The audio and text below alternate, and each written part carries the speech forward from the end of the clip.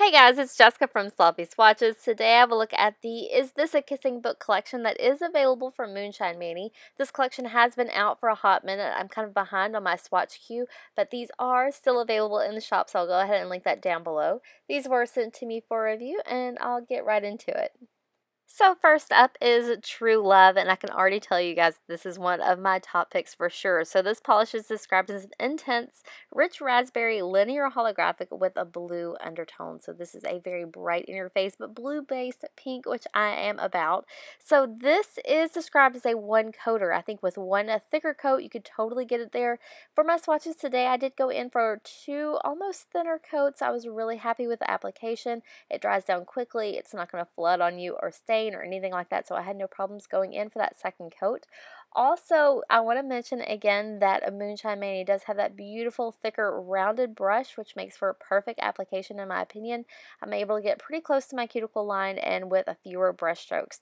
So here's a look at that completed Manny. Add two coats before a glossy top coat underneath artificial lighting.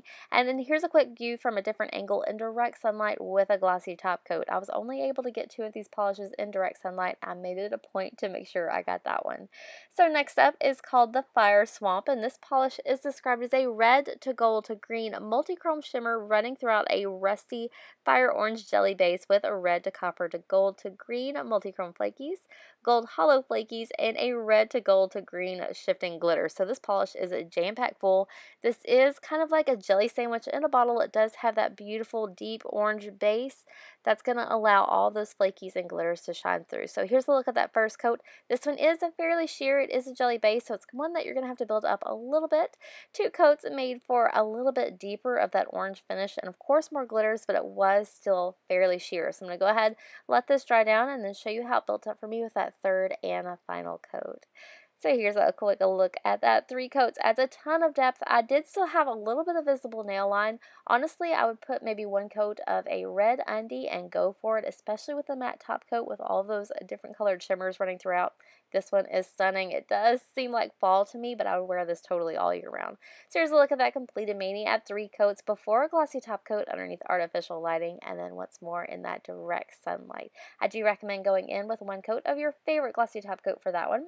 So next up is called Hello. My name is Inigo Montoya, and this is best described as a dazzling gold hollow glitter with copper and gold hollow dust sparkled brightly from within a soft pecan cream base with blush undertones and a flash of gold shimmer. So this one is very much kind of a glitzy nude, especially if you have maybe strict work requirements.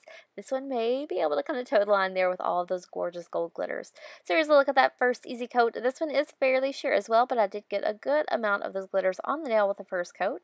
So I'm going to go ahead and show you how it built up for me with that second. Two coats, again, built it up, add some depth, but I did still have some nail line. So I'm going to go ahead and let this dry and then show you how it built up for me with that third and final coat. So here's a quick look at that three coats. It did bring this polish completely opaque. I could not be happier with the finish. Very soft and warm and comforting. So here's a look at that completed Manny. At three coats before a glossy top coat underneath artificial lighting. I did have a little bit of visible nail line showing here, but I think that's more the lights reflecting off my mirror base. So there's a view from a different angle, and then this is my final swatch photo.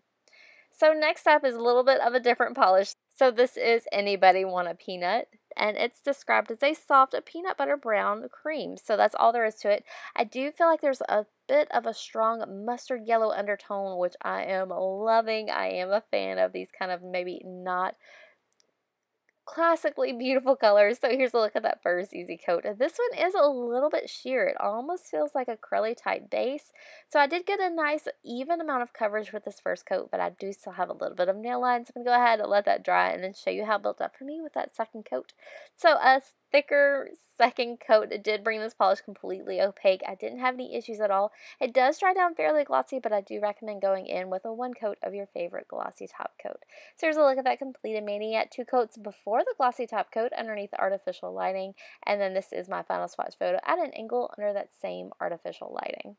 Next up is a Battle of Wits, and this polish is described as a pewter linear holographic packed with a multi-chrome rainbow of a pairing of flakies that shift from a red to copper to gold to green, and then another shifting flaky that shifts from green to cyan to sapphire. So you get the complete rainbow in this.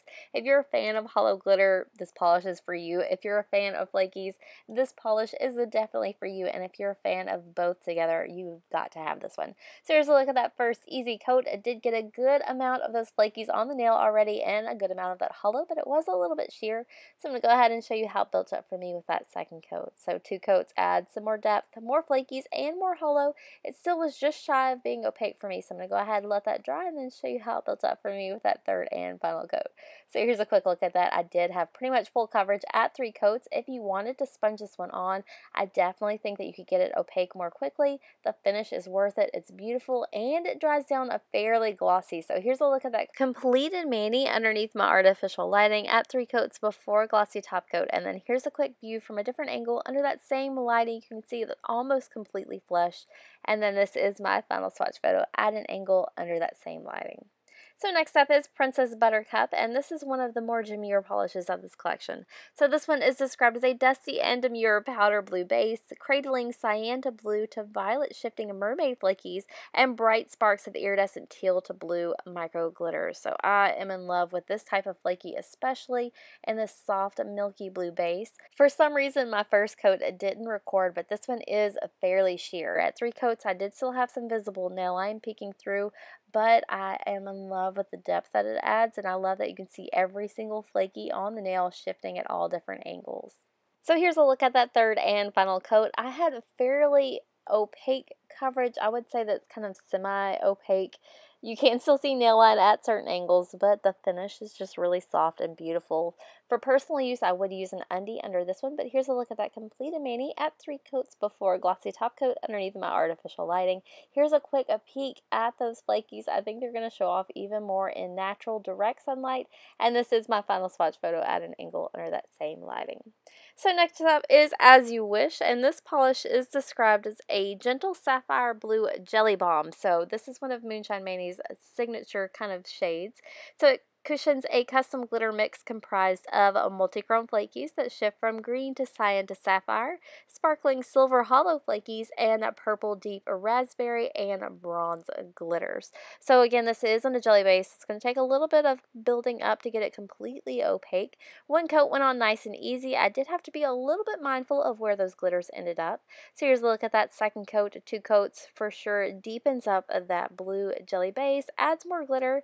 I did kind of flood my cuticle there. I know I get tons of complaints about not making it all the way to the edge of my sidewall there on that side. It's away from where I film, so sometimes I can't completely see it, but it's no problem to go in with a cleanup brush and kind of scoot everything back where it's supposed to be. So here's a look at that third and a final coat. I did get a ton of glitters on the nail. I did still have some visible nail line. If that bothers you, you may just want to go in for an undie. And also, I did have to be mindful that all the glitters were kind of pushed back from the edge of my nail. So here's a look at that completed mani at 3 coats before a glossy top coat underneath artificial lighting. Here's a quick view from a different angle under that same lighting. I love those purple glitters in this mix. And this is my final swatch photo at an angle under that same lighting. So last up today, I have Inconceivable, and this is another top pick for sure for me. I cannot believe that this one is still available in shops. So this is described as a vibrant, spicy, and mysterious multi-chrome that shifts from bright fuchsia to deep teal and green, and it's also speckled with a red to copper to gold to green multi-chrome flaky. So if you love shifty polishes, this is the one for you. So here's a look at that first easy coat.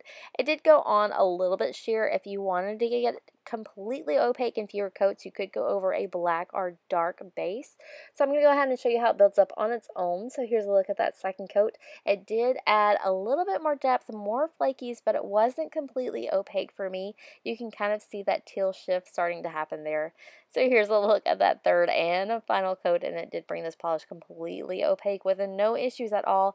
I do recommend going in again with 1 coat of your favorite glossy top coat to even out some of those larger flakies. So here's a look at that completed mani at 3 coats before glossy top coat underneath artificial lighting. It's so hard to catch the shift at this angle, so I'm going to kind of show you at a weird kind of zoomy in, zoomy out angle underneath my artificial lighting. So this is the shift that I'm living for. It turns to a bright pink and then all the way back to that gorgeous teal. Really cool combination. So this is my final swatch photo at an angle under that same artificial lighting. And that does wrap up my swatch and review of Is This a Kissing Book, inspired by The Princess Bride. These are available right now. I am so extremely sorry that I'm a little bit late on these swatches. I'm going to try to catch up and have even more out soon. So if you're interested, I'll link Moonshine Mani down below if you'd like to see more photos of any of the polishes featured here today. I do have those available on my blog at sloppyswatches.com, or you can also follow me on Instagram at sloppyswatches. So thanks so much for watching, guys. See you next time.